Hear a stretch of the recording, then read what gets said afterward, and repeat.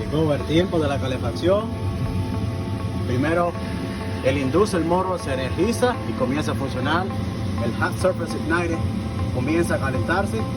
Luego la válvula de gas abre, manda gas y prende la flama. Llegó el tiempo de la calefacción.